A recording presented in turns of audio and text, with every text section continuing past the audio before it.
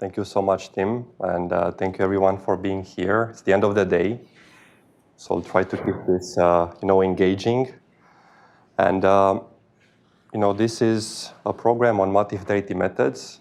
So I think giving a motivation about why we do this tutorial is kind of doesn't make sense. So first of all, I have to thank the previous speakers, and in particular John, Tim, and Boris, who did a great job of introducing some of the concepts behind multi-fidelity methods. In the meantime, I tried to remove some of the slides that duplicated their work. I didn't manage to do quite all of them. So there will be a bit of redundancy, but it's the end of the day, so hopefully this will help. And I planned this in such a way that I don't aim to do justice to all multi-fidelity method developments in the past 10 years or so, because that will take a full week.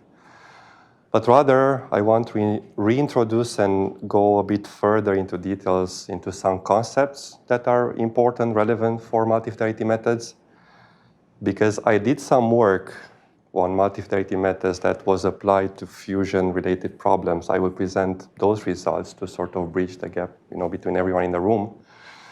And the main goal, nonetheless, is to convey some of the philosophy behind multi-fidelity methods, why they are exciting, and how they can help fusion energy research. And it will be a combination of sort of an academic, technical presentation with a tutorial type presentation and some examples in between.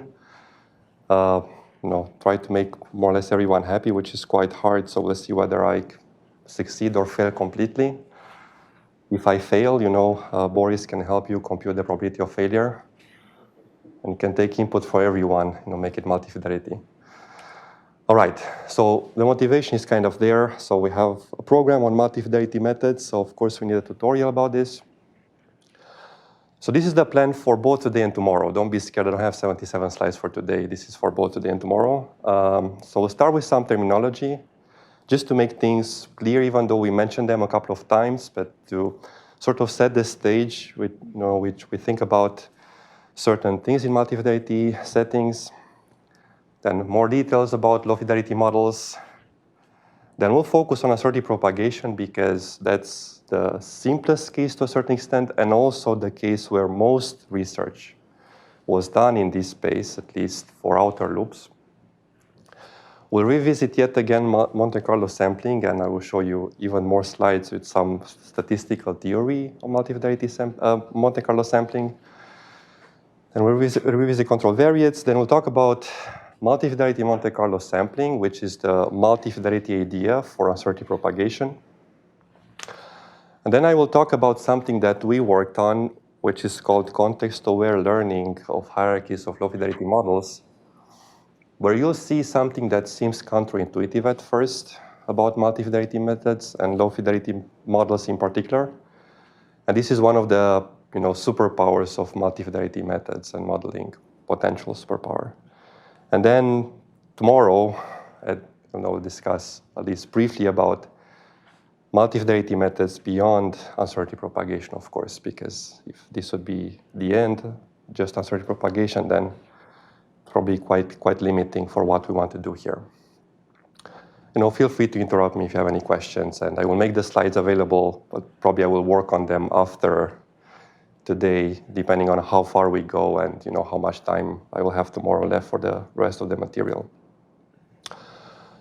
All right, so as I mentioned in the first day, I'll mention this again. If you look in the program, you'll see that many activities in this program will be focused on multi-fidelity methods for outer loop applications, so these applications that require ensembles of simulations.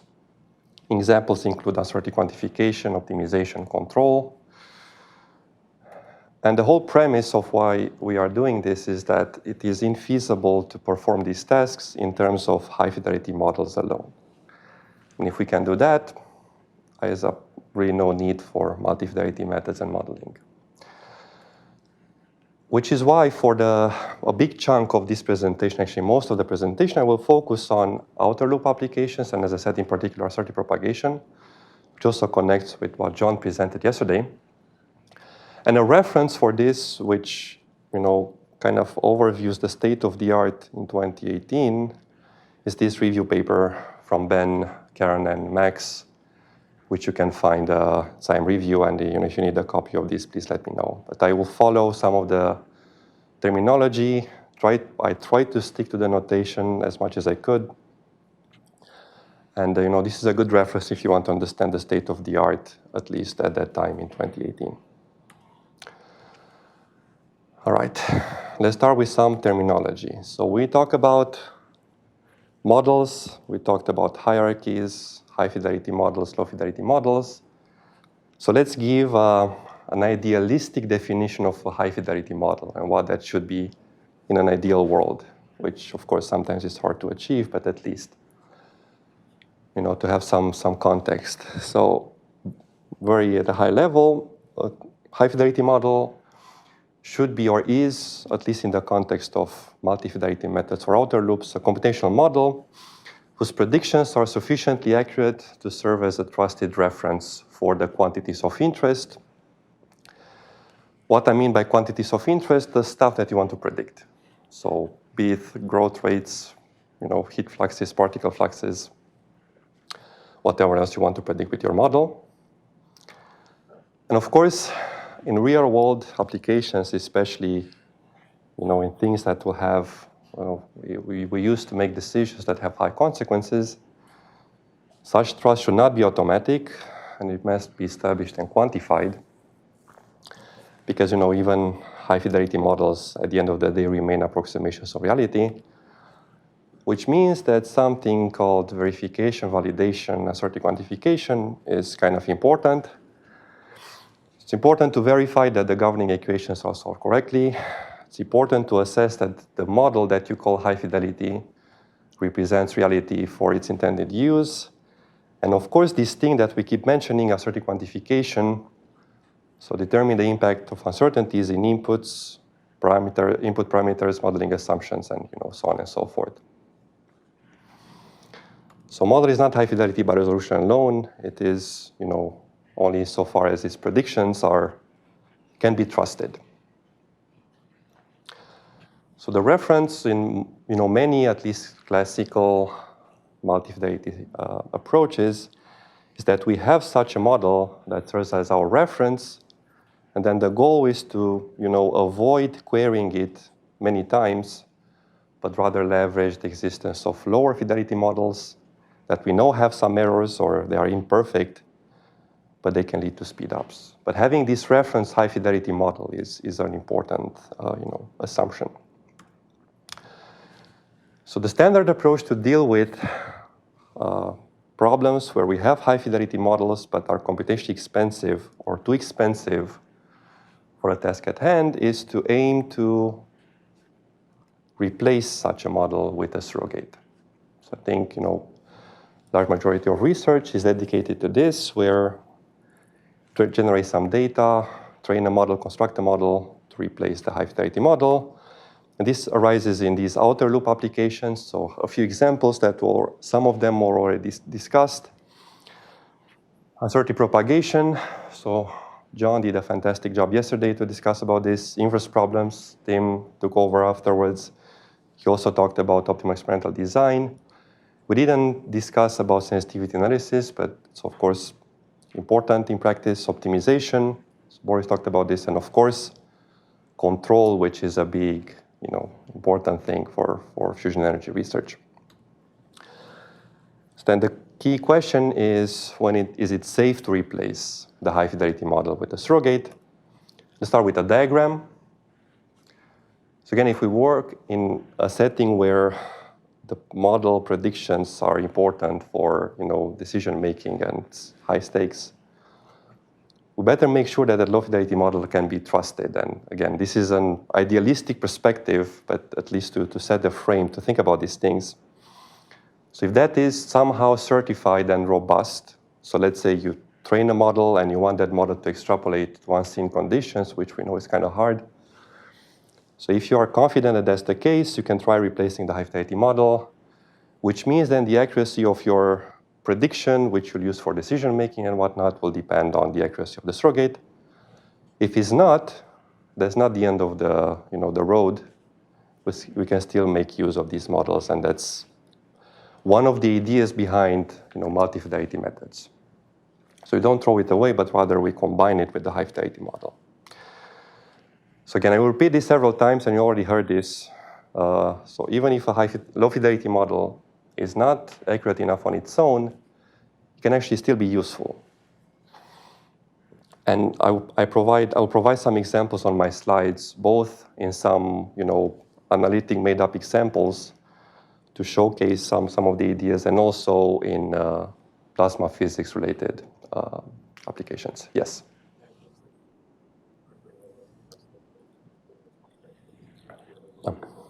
Yeah, so I will actually have a definition on the next slide, but you can think of a surrogate as a model that tries to approximate a model with a higher fidelity, which at best can be as accurate as that, but usually is not.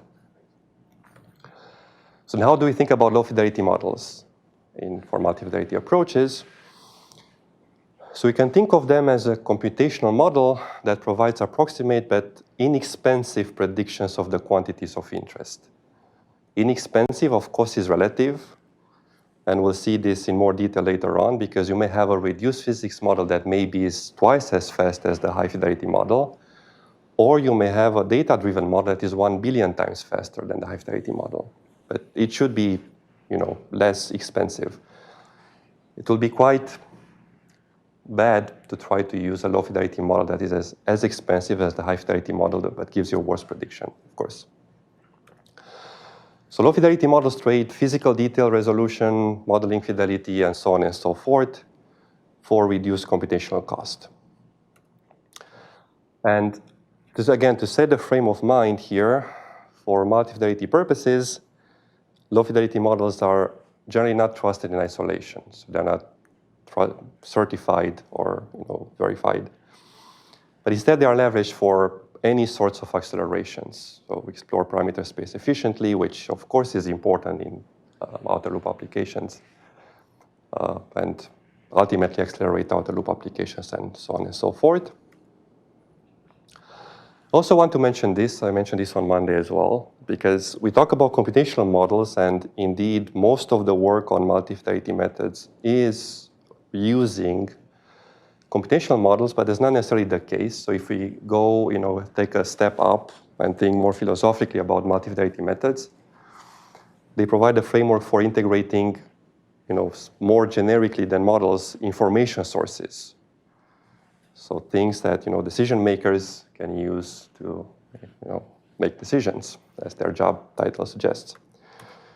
So these can be computational models, high-fidelity models and low-fidelity models. They can be experiments in the lab, human knowledge, if, existent, pre-existing data, lookup tables. There are still engineering fields, where lookup tables are used. So in essence, these sorts of information, of course, they differ in cost, accuracy, availability, and so on. But in principle, multi-fidelity methods offer a pathway to use them. So you are not necessarily restricted. Yes? I had to raise it. I wanted to try that again.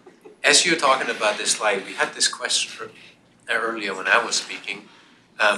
Where do you see this fitting in this idea of now you're losing the hierarchy, right? Out of this, do you trust the human the most, the person that's worked 40 years in plasma physics, and you ditch the experiments, or where do you see that? Do we still need this when all of these sources are now available? So I think, for example, if you have experimental data available and you trust that, then that probably should be the highest fidelity source of information. And then you use that to validate your model, whatever that model is. Maybe, that's again one of the things regarding computational models that are designed to probe things that we cannot do experimentally. So maybe you can use some of that data to enhance your low-fidelity model. So do a multi-fidelity type training, if that's possible. Or if you do, control with data simulation, do digital twins, you'll need that data to correct your predictions. So I think Experimental data, probably if trusted, should be of high fidelity, and then the rest, it really depends on, I don't know, if you have a lookup table that contains years and years of data and experience, probably you can use that, but otherwise, it's really domain dependent, I would say.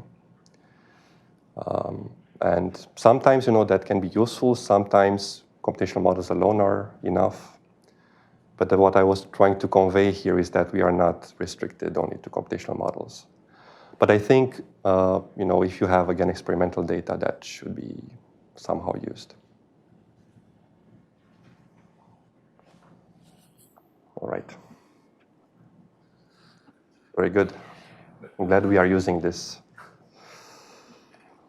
All right. So another, something else that I borrow from the review paper, because this is sometimes used interchangeably, and it's not necessarily wrong, but just to, again, set the stage, set the tone of this.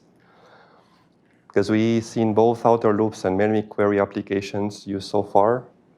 So based on this review paper, I'm just quoting what is written in there. So an outer loop application is referred to a scenario in which you query a model many times. Let's say you do uncertainty propagation or control or inverse problems, and you want to compute something. So you have a result. So in uncertainty quantification, which will be the theme of the most of my presentation, we compute mean values, expectations, and in control you have a certain target design. In optimization you have a design, and so on and so forth. So these are outer loop applications, and many query applications in this paper are referenced as scenarios in which you do have multiple evaluations of a model, so you have an ensemble of evaluations, but it is not necessary that you target an outer loop result. So let's say you just do a parameter study that does not necessarily target a specific result, which means that according to this definition, outer loops are essentially a subset of many query applications. All right, so let's talk about low-fidelity models and what kind of low-fidelity models can be considered in multi-fidelity approaches. And thankfully, we are not restricted in terms of what types of models we can use, but at least to set the tone, at least in standard approaches for outer loops, one of the main things is that all these models predict the same quantity of interest with different fidelity. So if you have a model that predicts something else entirely, you cannot really call that a low-fidelity model.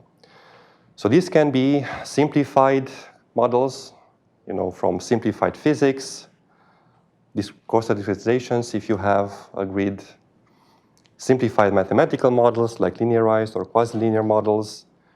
You can also use numerics. So for example, if you have an iterative solver, you can stop early before being fully converged, or you can also use reduced precision arithmetic, which of course nowadays kind of widely used. And in fusion energy research, of course, we can have coarse-grid simulations if you use an Eulerian grid-based model. Quasi-linear transport models, which were mentioned several times this week, and of course, moment-based gyrofluid models, if you think in terms of kinetic models being the high-fidelity models. Very popular, perhaps the most popular types of low-fidelity models, data fit, have a broad range. So several of them were actually mentioned this week already. So we can have things from surrogate models trained on high-fidelity data. And the way I think about surrogate models is mappings from inputs to outputs. So something that you, for example, could use for uncertainty quantification, uncertainty propagation, as John has mentioned. You can also have response surfaces, so for regression, Gaussian processes, which were also mentioned this week. And of course, machine learning, neural network-based models. And in fusion energy research, we have several examples. They're just a few, so definitely didn't do justice to all the existing literature. So we have things like scaling laws for predicting heat and particle fluxes, Gaussian process regression, neural networks, and many other variants. First, shameless plug about some of my work. So why I want to mention this is because the interest in fusion is expanding beyond, typical boundaries that at least we had up to a few years ago. And, for the first time, the Frontiers of Engineering Symposium, which is organized by the National Academy of Engineering, had a session about fusion research last year. So the interest from the national academies and from engineering communities is growing in fusion. And I was asked to write a general public type paper about reduced modeling, mostly data-driven reduced modeling and fusion research. So if you want to have a look at this is really available online on their website. This is the Bridge magazine that the National Academy of Engineering is writing. And of course, the second workshop here, so if you look in the program, you'll see that is mostly dedicated to data-driven models for multi-fidelity methods for fusion energy research. So that will be mid-April. And we also have reduced order models, less probably used in plasma physics, but very prominent in other fields like computational fluid dynamics and engineering in general. So these are models that aim to approximate the high-dimensional states of the system in low-dimensional subspaces. So instead of learning the input-output mapping, so from inputs to quantities of interest, they also try to approximate the state of the system and with that, the time evolution. Of course, if you are thinking about dynamical systems. And the idea is to try to capture the most important dynamics of the full state data while providing significant speedups. And this can be done in several ways. So the classical way, where most of the theory is to project the governing equations onto reduced subspaces, which, one thing to, if you're not familiar with this, essentially you need to have access to your governing equations, or at least the discrete operators that govern your system, and then compute reduced spaces, and then project these high-dimensional operators into the subspace spanned by that reduced spaces.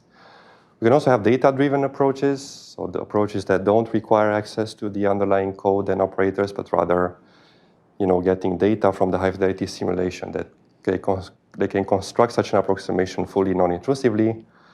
So some classical approaches are, based on proper orthogonal decomposition. Dynamic mode decomposition can also be used. Actually, I have a slide about that more afterwards. Another approach is that, a few people in the room worked on, like operator inference and hierarchy projections. And then the way this goes, after you have this low-dimensional approximation of the state, you can compute derived quantities like growth rates, fluxes, and so on and so forth. So there isn't that much literature in this space. It's definitely more than what I wrote in here, but not necessarily a lot. So some examples are reduced models for gyrokinetics and specifically for predicting the full distribution function, which is quite difficult. Kevin, who is here in the room, has some work on this, and I will actually mention it on the next slide. We also have ROMs for moment-based models, and Opal and Boris are here, have done some work recently in this space. I want to provide an example of a reduced order model for gyrokinetics because this is not, something that you'll see very often. So I think most of the work is focused on approximating input-output mappings. So also to, promote Kevin's work, and I think he will give a seminar about this in the seminar series between workshops. So we did some work recently where our goal was to assess whether we can build a reduced order model for a gyrokinetic system where instead of predicting the input-output mapping, we find a reduced representation of the full distribution function, and then we predict this time evolution and then compute important derived quantities. So we focused on a case that embeds variations in 6 plasma parameters. So our model was supposed to give us predictions of the distribution function given variation in these 6 plasma parameters. So these are plasma micro-instability simulations, so linear in phase space variables. And our approach for this was based on combining optimized dynamic mode decomposition. Happy to discuss more after the presentation if you want why we chose this approach. Combined with sparse bit sampling for generating training data and then interpolation for generating predictions. As you know, another goal of this work was to see how efficiently we can do this, because as you grow the number of parameters that you want to embed in your model, the cost will grow as well, as we heard about the curse of dimensions several times. So because we use sparse widths here, we were able to do all this with 28 high-fidelity simulations for training. So that was linear in phase space variables, yeah. Nonlinear will be a different thing. Okay, so let's see what this model can do as an example. So we trained the model on variations in 6 parameters.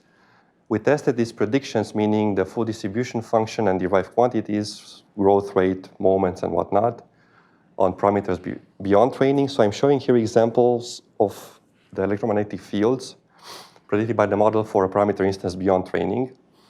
See, the predictions are pretty accurate. And our model has dimension 4.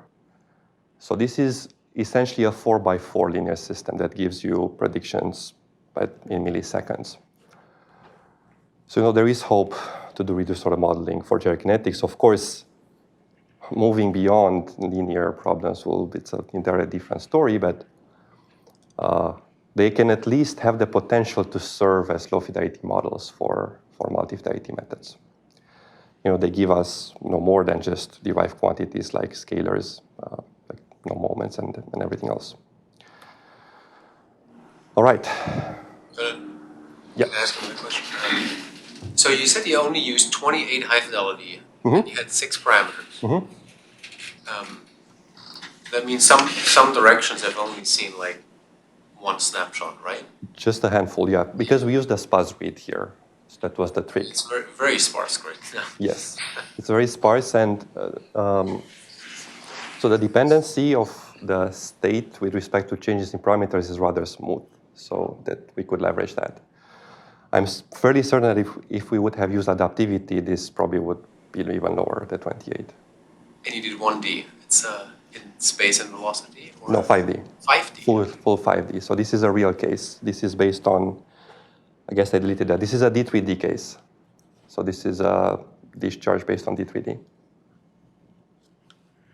Yeah, sorry, I didn't mention this. So this is not as academic example as you can have in Fusion, but this is actually a case based on D3D. So it's a real problem.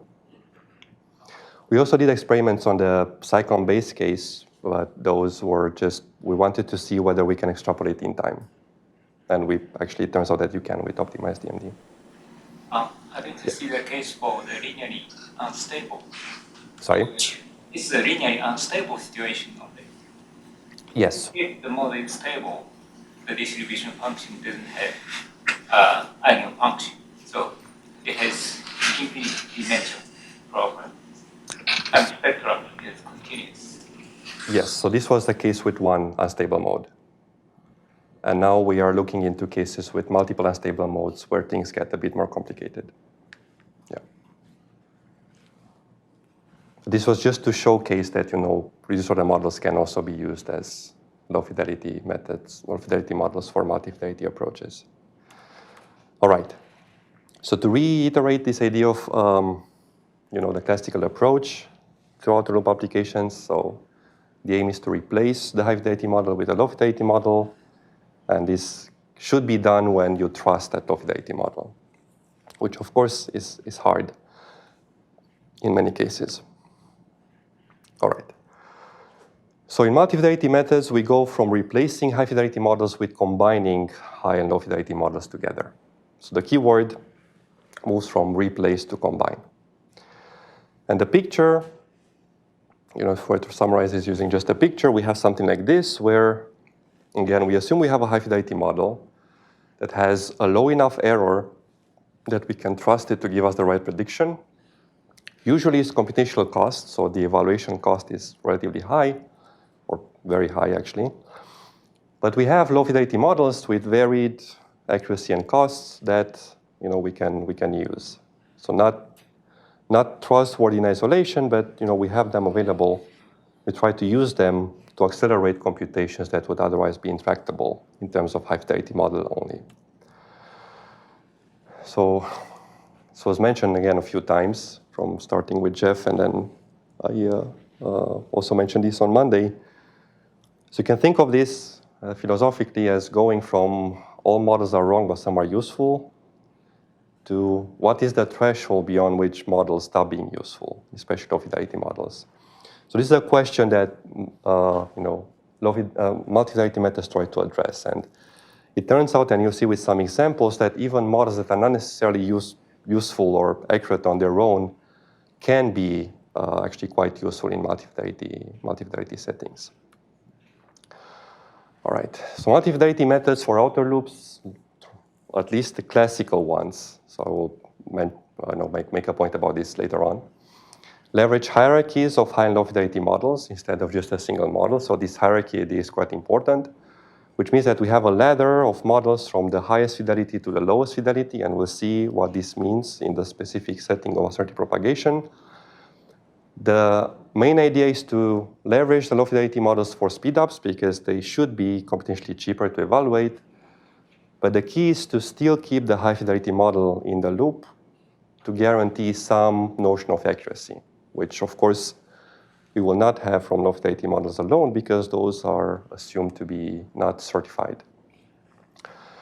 The multi-fidelity methods try to balance the number of solves among models with the target of evaluating the high fidelity model as few times as possible and put most of the effort onto the low fidelity models.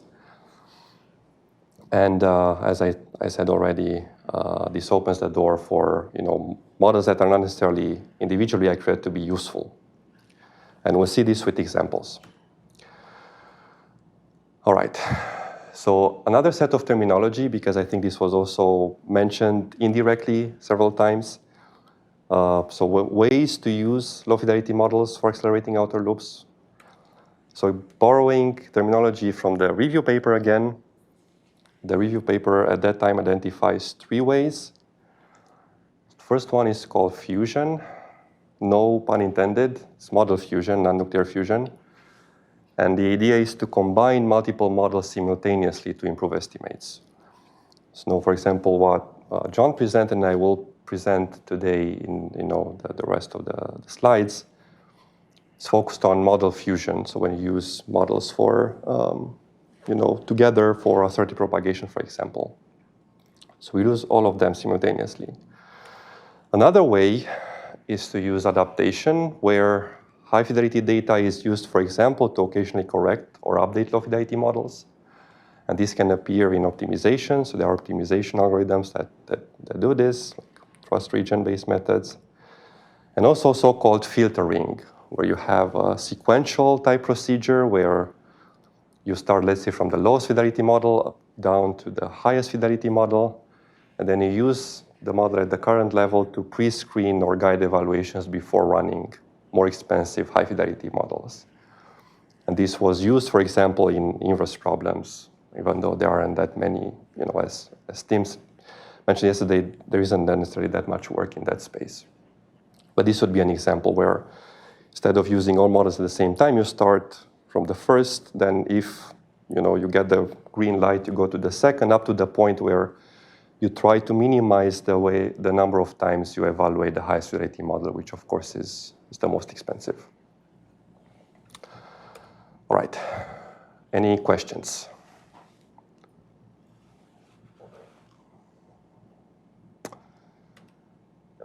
All right, so let's continue the discussion with mentioning something that is important to keep in mind. So in this tutorial, which is not meant to give you the state of the art, but rather to form some intuition and give you, some terminology and some details about multi-fidelity methods. So in standard approaches that are aimed at outer loops, the available models are assumed to be organized in a hierarchy, so from the highest fidelity to the lowest fidelity. There is recent work that relaxes these assumptions. You don't necessarily need to know this. And if I'm not mistaken, I think Gianluca will give us a talk about some of this work in the 4th workshop. But here we assume that we have this hierarchy. Nonetheless, having a hierarchy of models is not enough to have a multi-fidelity approach. You also need a model management strategy. So you need to know how to use these models, essentially, to decide when to evaluate the high-fidelity model, for example, when to use low-fidelity models, how to combine information from different models, and how to allocate the computational budget across models. It's quite an important detail because, again, if you have a hierarchy of models, that's great. Doesn't mean you have a multi-fidelity method. You also need a strategy to use them. And this is what separates different approaches for different outer loops. All right. Any questions before we start revisiting the discussion about uncertainty propagation? All right. So we'll focus on uncertainty propagation, and more specifically, so John mentioned several types of uncertainties that can be propagated. So for simplicity, we'll be focusing on uncertainty in model input parameters that come either from experiments or they have natural variability as an example of outer loop application. And in terms of multi-fidelity methods for outer loops, I think most of the work has been done in this space. And there are also a few applications of these methods to fusion plasmas. Here is a very incomplete list of references, and it's a lot more work being done in this space. So put here a snapshot of papers that I know where people have developed/used multi-fidelity methods for uncertainty propagation or related ideas for fusion energy research. So a couple of them are Journal of Computational Physics, where the idea was to use multi-fidelity Monte Carlo sampling for something, and some others, more generically for kinetic equations. So if you want to have a look at these references, please do. Okay, so let's revisit what uncertainty propagation means. So in a very high-level overview, if we were to define this, so we are given a high-fidelity model that depends on the uncertain inputs, which in most of the literature, they are modeled probabilistically. So we have seen this already from John and Tim, and also Boris. It's the most widely used approach for uncertainty quantification-related problems. So the inputs are no longer fixed deterministic scalars, but rather they are probability distributions. The goal is to propagate this input uncertainty through the model and quantify its impact on quantities of interest, like growth rates, heat and particle fluxes, in fusion plasma research. And let's start by revisiting standard Monte Carlo sampling, which you have seen already a few times, so you'll see it once more. Maybe for the last time. I think that Andrew tomorrow will not mention Monte Carlo sampling. So why Monte Carlo sampling? Because the extension of this will be multi-fidelity Monte Carlo sampling, and we can discuss about multi-fidelity methods. So what's the setup? So we are given a high-fidelity model that depends on the uncertain inputs, modeled as, in general, continuous random variables with a specified probability density function. So this is important because we assume that this probability density function is specified either from expert opinion or from solving an inverse problem, for example. And we are given a computational budget that allows us to perform M high-fidelity model evaluations. So you have a compute allocation that allows us to do a certain number of high-fidelity evaluations. And what you want to do, which is the simplest thing in uncertainty propagation, you want to compute the mean value of your quantity of interest, which will no longer be a deterministic quantity because you have uncertain inputs, but now will be a stochastic quantity, so you want to estimate its mean value. And the standard Monte Carlo estimator, what does it do? So given independent and identically distributed samples from the specified input distribution, what you would do, you would evaluate the high-fidelity model at these M realizations, and then compute an average.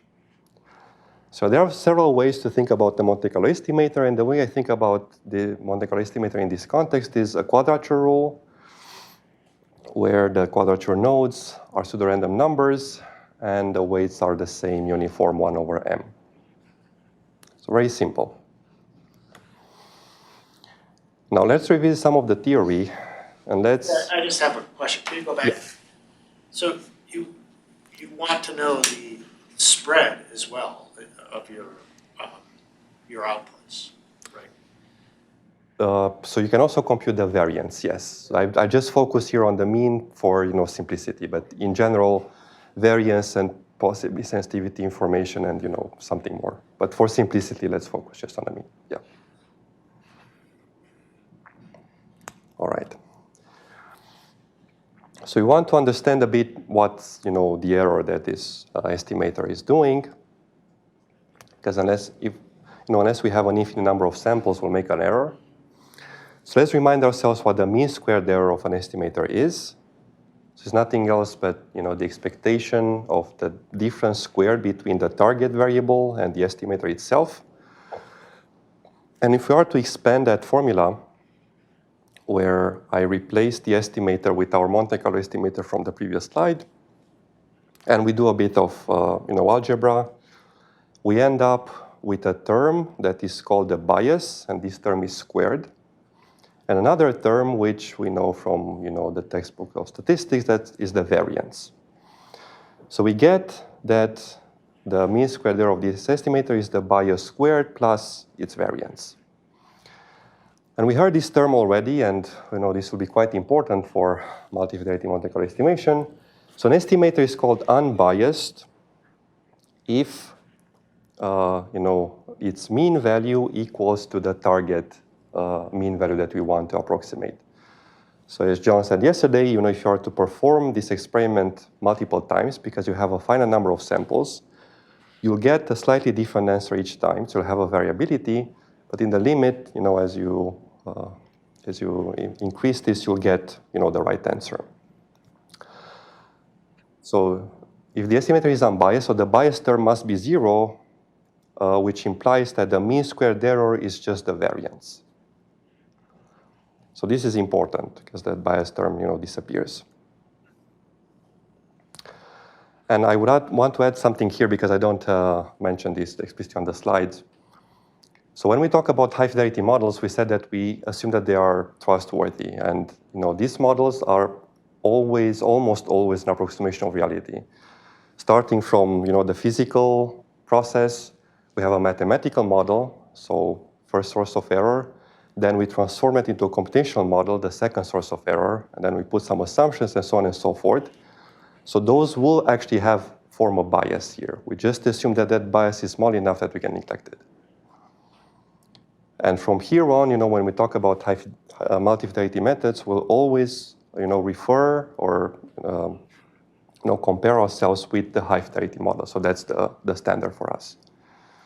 So in reality, these estimators are never really unbiased in this sense because we always make errors, but we assume that those errors are small enough that we can live with them.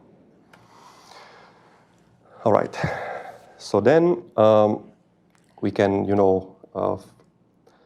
compute the variance in this way. So as this was shown several times, which essentially means that because the estimator is unbiased, we get an expression for the mean squared error that is simply the variance squared over the number of samples. And we can also express this in terms of the computational budget and the cost of the high-fidelity simulation, which will become important for the rest of the presentation. So this is just rewriting the number of samples as, in terms of the budget and the cost of a high-fidelity simulation.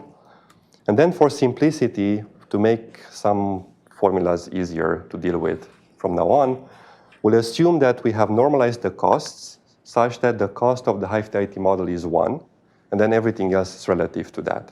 So which means that we have directly the speed-ups of the low-fidelity models.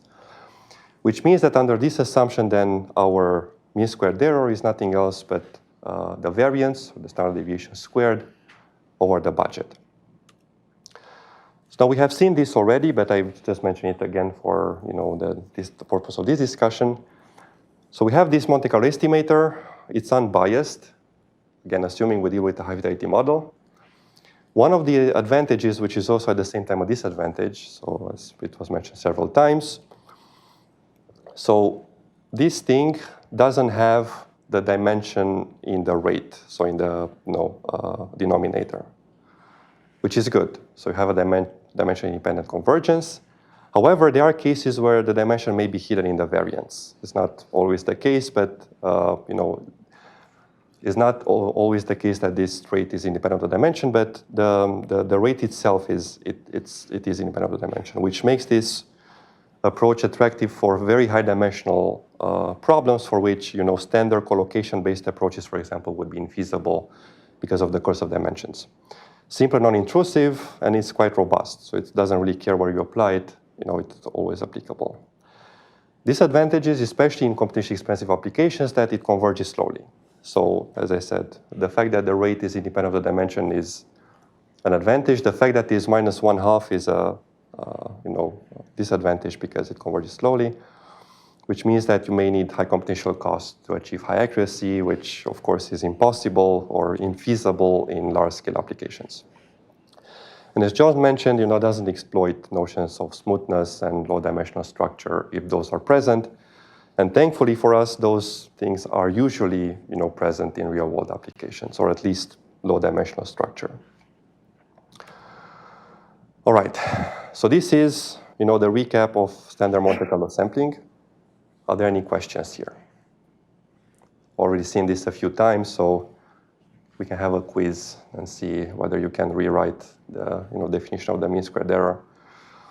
Okay, so we have standard Monte Carlo sampling. We have this expression for the mean squared error. And now a question is, how can I improve that? So there are, in principle, two ways, at least in the pre-asymptotic regime. One, I increase the budget. I don't want that, because that means I have to do more simulations. Or I decrease the numerator, so make it smaller.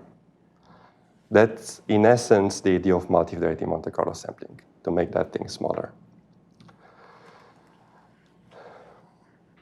Okay, so if I'm dealing with a high-fidelity model that is expensive, the standard single model approach is to replace this with a low-fidelity surrogate.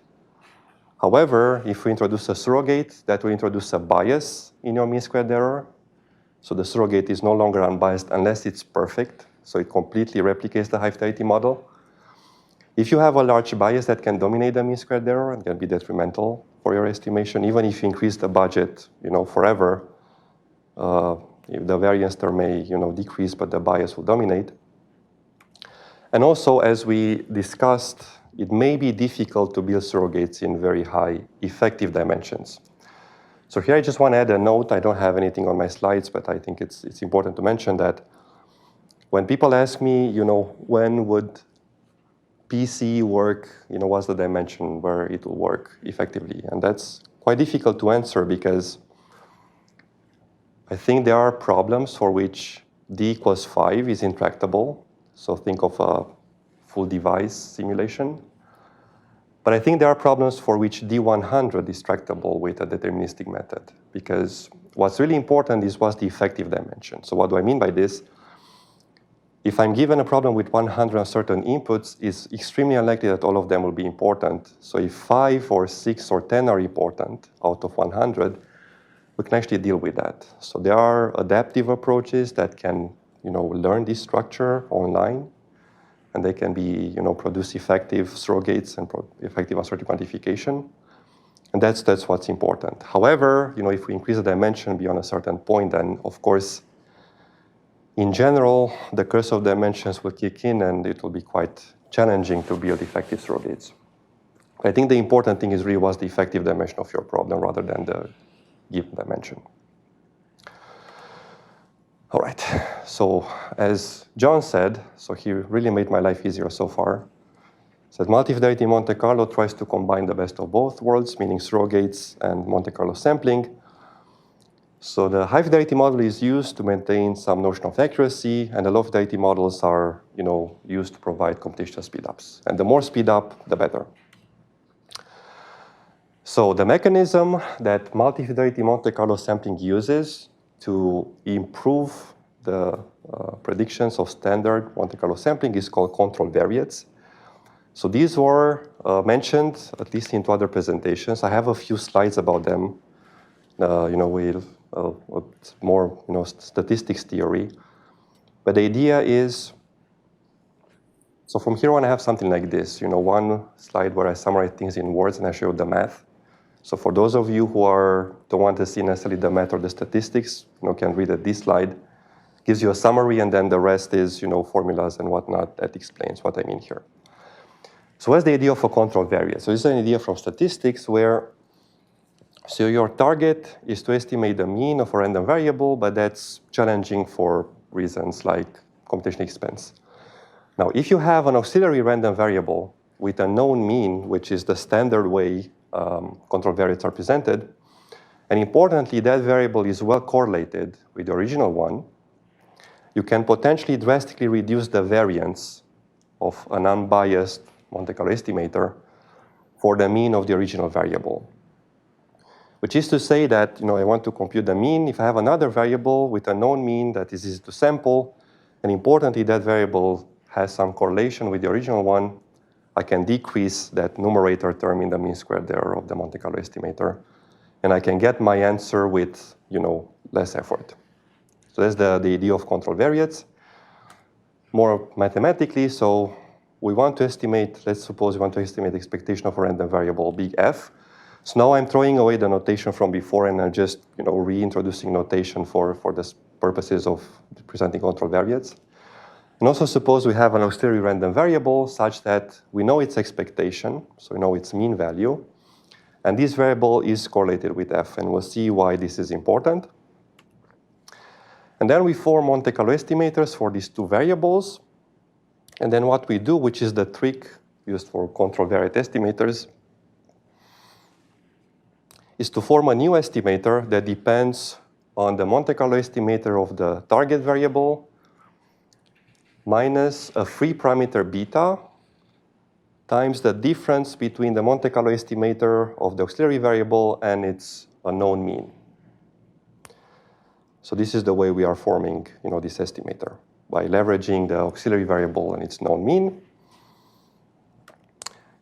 And because the Monte Carlo estimator of the original variable is unbiased, we get that this control variate estimator is in itself unbiased. So the fact that we are using this auxiliary variable with a known mean doesn't introduce a bias in our Monte Carlo estimator. So this is important. So because this is unbiased, we know from the previous slides that its mean squared error is equal to its variance. We are computing the variance of this estimator, so this is, a fairly easy calculation. And then we get that this variance is equal to this expression, which is 1 over p times the variance of the original random variable minus beta times the auxiliary variable. We expand this using known formulas from statistics, and then we arrive at an expression that essentially depends on the variance of the original variable, the variance of the auxiliary variable, and we also have a term that depends on the covariance between the 2. So this is just working out, statistically what this means. And of course, the goal, because we have this free parameter, which is really what makes the control variate idea work, we have this free parameter, which now we want to choose to minimize this variance. Because the whole point is to, reduce the mean squared error of the Monte Carlo estimator that uses both. Because the estimator is unbiased, and the variance is the mean squared error, which means that we want to choose this beta such that it minimizes this variance. So this is a bit of optimization. So we have this objective function, then we minimize it with respect to beta, and then we arrive at an expression that we'll show on the next slide. So the value for beta is simply the covariance between the 2 variables over the variance of G. So no worries about all these things if you're not a statistician. The point is, I wanted to walk you through the steps to do this. For the make a connection to regression. So this optimum beta star is nothing else but the slope coefficient in the least squares regression where we want to regress G to F in this form. Yes. So if there's not a minimum, that means there's two roots? Or, sorry, like, if it's not a minimum, there's an exact zero? Could have found if that polynomial? So you can have exact zero if the correlation is perfect. Yep. So again, if we plug in the obtained minimum, the analytical expression, we can compute the variance of the contravariate estimator. So again, we work out the formulas, and we get that this is the mean squared error of the original variable times 1 minus the correlation coefficient between them squared. So that's where we wanted to get. So we work out all these, and now we get that the variance of this contravariate estimator is, again, the variance of the original estimator times another term. So this is the important one. So the key result is that at worst, we don't do anything, so we get the same results as a standard Monte Carlo estimator, and that's when this correlation coefficient is 0. But otherwise, we will get some variance reduction. And the larger that correlation coefficient squared is, the more variance reduction we get. So the variance reduction, again, is specified here. If we get almost perfect correlation, then we get variance to 0. If we get none, which will be, of course, a disaster, we get no reduction. If we get some, so something like, for example, an absolute value of the correlation coefficient, so you see, because the term here is correlation coefficient squared, the variables can be well correlated or anti-correlated, but this has to be close to 1 or negative 1. We still get quite a lot of variance reduction, which is to say that a strongly correlated control variate can yield dramatic gains in estimator efficiency. And that's the idea that multi-fidelity Monte Carlo is using, essentially. All right, any questions here?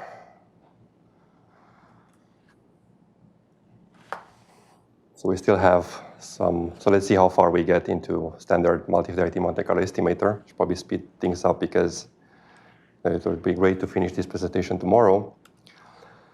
Okay, so what does then standard multi-fidelity Monte Carlo estimator try to do? So given a hierarchy of high and low fidelity models, and we'll see in a minute how we form that hierarchy, so it has to be formed based on some information about the models. If the low fidelity models are well correlated with the high fidelity model and cheaper to evaluate, so this is important, it's not just correlation that's important, but also their evaluation cost. We can construct a multi-fidelity Monte Carlo estimator that uses low fidelity models for most samples, so most of the effort is put into low fidelity models, occasionally evaluates the high fidelity model, which is to say that out of the number of samples that you want to evaluate, just a few will be given to the high fidelity model, remains unbiased, which is important, which stems from what we saw previously with contravariate estimators, and achieves lower variance than the standard Monte Carlo estimator. So what does this mean practically? So you form an idea. So we have an estimator that reduces the variance. You can see this in two ways. One is, if I aim to obtain the same accuracy as the standard Monte Carlo estimator, I will need a smaller budget, which is good because that means I have to do fewer simulations. Or if I have the same computational budget, I will achieve a smaller error, so more accurate results. So this is how this translates here. All right, let's see more math. So how is this used? So we are given the high fidelity model and let's say k low fidelity models f1 to fk, where I use the superscript in parentheses to denote what will be essentially the place in the hierarchy of these models. And I will show you in a minute how this hierarchy is formed. This is extremely important. So we saw previously when we talked about control variates that an important ingredient is the correlation coefficient. When it comes to multi-fidelity Monte Carlo sampling, where we work with models that have a certain evaluation cost, that's the second important ingredient. So there are two important ingredients in standard multi-fidelity Monte Carlo sampling, which is the correlation coefficient, and specifically the Pearson correlation coefficient between the high fidelity model and the low fidelity model, and their evaluation cost. And because I said a few slides ago that I normalized the cost of the high-fidelity model, from here on, I think about the relative cost of the low-fidelity models. So this number Wj will be something smaller than 1. So without going into details, because if you were to go through all the steps in the math here, this will get a lot more complicated. But essentially, in the standard formulation, the way the hierarchy of these models is formed is based on these two conditions. So it is assumed that after we have these correlation coefficients and evaluation costs, so these are things that the algorithm assumes we have, we order the models in such a way that their correlation coefficients in absolute value are ordered decreasingly. So 1, of course, is the correlation coefficient of the high-fidelity model with itself. And then everything else is smaller than 1. If we have a low-fidelity model that has correlation coefficient 1, for all intents and purposes, can replace the high-fidelity model. And we also have this relationship between the costs of the models and their correlation coefficients, which has a meaning within the algorithm. I'm not going into that. But we need also this condition. And this ordering, this is what leads to the hierarchy of models in the multi-fidelity Monte Carlo algorithm. Yes? So if I have a low-fidelity model which doesn't satisfy that inequality in the middle, then I should discard it. Yeah. It's not worth keeping. Okay. So you need that, yes. Are we interested in the covariances of the low-fidelity models between each other? You can in other methods, not in this one. So what Gianluca and collaborators did. So now we just think sort of binary relationships, but you can. Several extensions. So this is the state of the art in roughly 2015, 2016. But since then, more advancements have been made. So what does that weight ratio mean in terms of some intuitive thing? You're saying that you want the less accurate model to be some faster, but based on the... Yeah, so there's also some relationship in terms of their evaluation costs. Yeah, because if you think about it, if you have a low-fidelity model that has a relatively low correlation coefficient but costs more than another one, that will not lead to anything meaningful. So you also need that. And we'll see if I get to this today, but not tomorrow, how these things actually play a role in the estimator. But yes, you need, to a certain extent, useful models. Okay. And then the next step is we need to decide, and we will see the numbers that we need here. We need to decide how many times we have to evaluate the models in the hierarchy. And we'll understand in a minute how this is done in the algorithm. But let's assume that we use M0 to denote the number of high-fidelity model evaluations for the high-fidelity model, and then MI to be the number of evaluations for the low-fidelity model Fi. And then we have this condition, which is to say that the number of evaluations increases as we decrease the fidelity of the models. So the models with lower fidelity will be evaluated more times than the models with higher fidelity. And the high-fidelity model is evaluated the least, and it has to be evaluated at least once, so I have an unbiased estimator. If I don't have the at least one high-fidelity evaluation, my estimator will be biased. We draw MK realizations from the input distribution, and then we define these Monte Carlo estimators. So the high-fidelity model estimator is the standard Monte Carlo estimator with M0 samples. And then we define these two estimators for a low-fidelity model, where we use, for the first one, the first MI samples, for the second one, the first MI minus 1 samples. And what's important here, so we have all these Monte Carlo estimators, is that for these ones, we use the same MI samples. So that's important, because you cannot draw two sets of samples and have these to be independent. We need to have this correlation in the algorithm. And again, such that we evaluate the model with the least fidelity more, and then the model with the highest fidelity the fewest times. We have these Monte Carlo estimators for the high-fidelity model and the low-fidelity models, and now we can form the multi-fidelity Monte Carlo estimator. So this is the way multi-fidelity manifests in uncertainty propagation with multi-fidelity Monte Carlo sampling. That's in the estimators themselves. So we are forming this estimator based on the idea of control variates, where we start with the estimator with M0, think of it as being small. So let's say ideally on the order of, 5, 10. And then we add weighted corrections using the Monte Carlo estimators for the low fidelity models from 1 to k. Yes.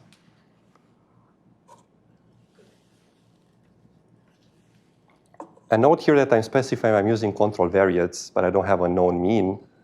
What am I doing actually is I'm estimating the mean using a Monte Carlo estimator.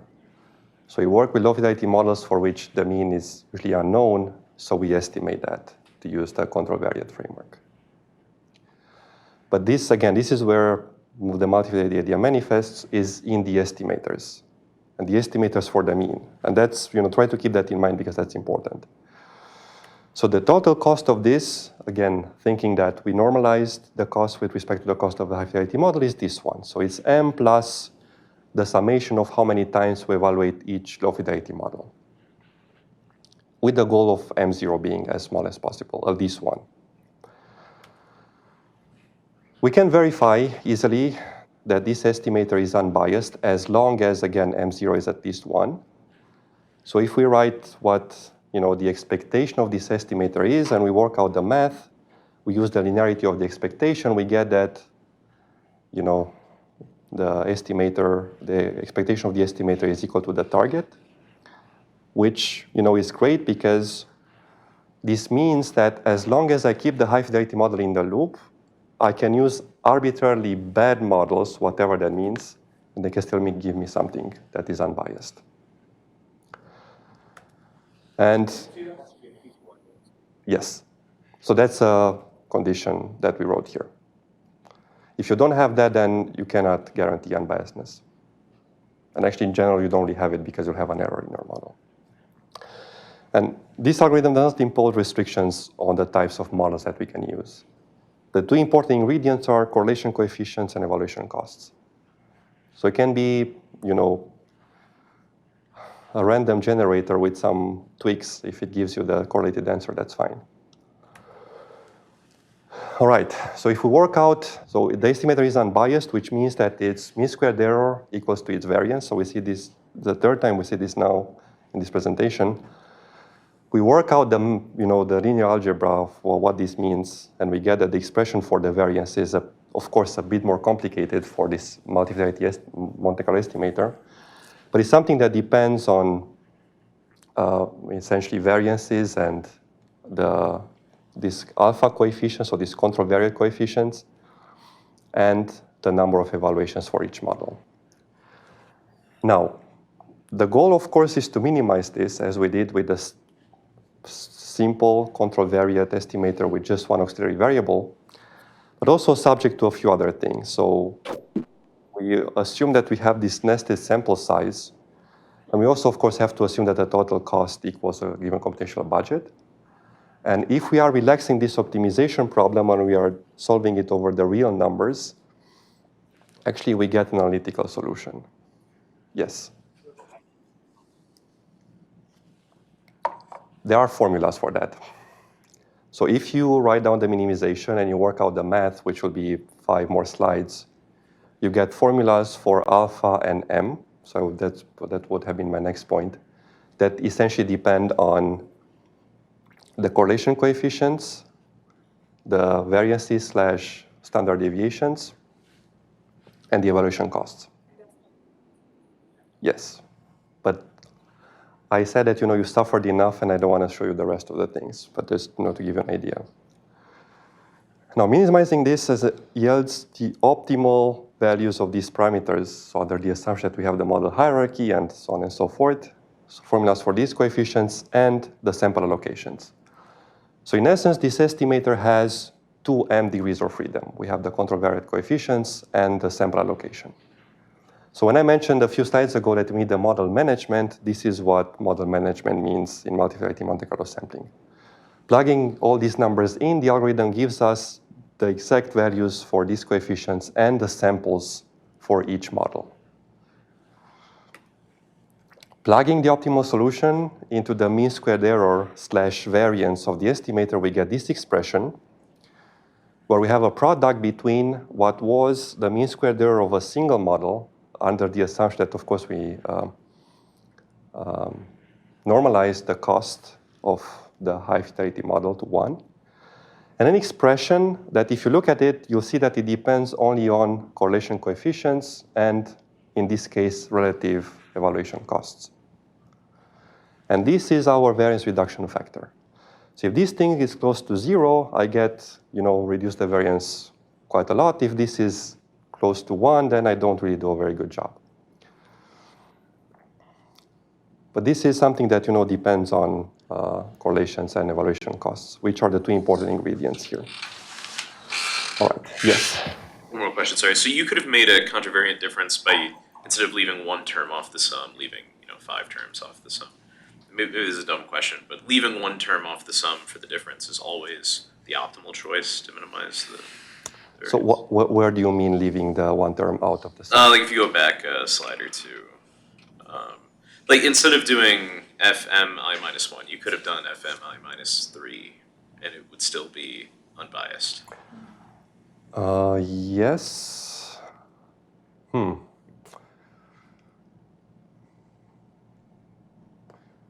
I mean, I think that will still work. You'll just need to sort of make some additional constraints that those numbers are greater than 1. But otherwise, I'm pretty sure that will change the procedure, but not necessarily the end result, but not necessarily the procedure to obtain this. Yeah. All right, so let's maybe wrap up with this slide and then we'll continue tomorrow. So let's have a closer look at this term and see what it tells us. So this variance reduction term. So if the variance reduction term is more than 1, we achieve variance reduction, which is great. The efficiency, so that's important, of MFMC depends on both correlation coefficients and relative costs. And we'll see this with an example if this doesn't make sense now. So look at that term, this tells us that we should not think of low-fidelity models in isolation. So the benefit of a low-fidelity model cannot be assessed in isolation because its impact depends on how it interacts with the other models. So you look at these terms here, you'll see that, so we'll see this with the clear examples, that if I have a model that has a certain accuracy to cost ratio versus another model, it can still be useful, even though in isolation it will not necessarily be useful. All right. So let's see. Okay, let's maybe wrap up with this in the next slide because this is sort of just a repetition of what we just discussed. So what's the computational procedure of this? We need pilot samples to estimate certain quantities. So the algorithm assumes we have certain quantities and we need to estimate them somehow. It's extremely unlikely we'll have them a priori. So we need to estimate standard deviation / variances for each model, correlation coefficients, and evaluation costs. For simplicity, we said we normalize the costs such that, so this should be W0 is 1. Then we construct the model hierarchy, so we reorder the models based on correlation coefficients and that ratio that involves the costs. Then we plug these numbers into the optimal solution of the algorithm, which gives us the values for the control variable coefficients and the samples per model. And then typically what I do, and I will show you in my examples, because I have the formula for the mean squared error, with these estimates I have everything I need to see how much variance reduction I can potentially get with the multi-fidelity algorithm, because it's just an analytical formula. And then online, what I do, I evaluate each model using the optimal sample count, and then I compute the multi-fidelity estimator using the formula of the multi-fidelity Monte Carlo estimator. And in a nutshell, the picture that we can paint with a standard multi-fidelity Monte Carlo estimator is this one. So we have a hierarchy of model where the high-fidelity model is unbiased but expensive. We have a bunch of low-fidelity models that are cheap but biased. And putting them together in a multi-fidelity Monte Carlo estimator, we have something that is unbiased because we keep the high-fidelity model into the loop. And then the low-fidelity models are leveraged for variance reduction and speedups. And then we'll see 2 examples to build the intuition tomorrow morning. All right. Thank you.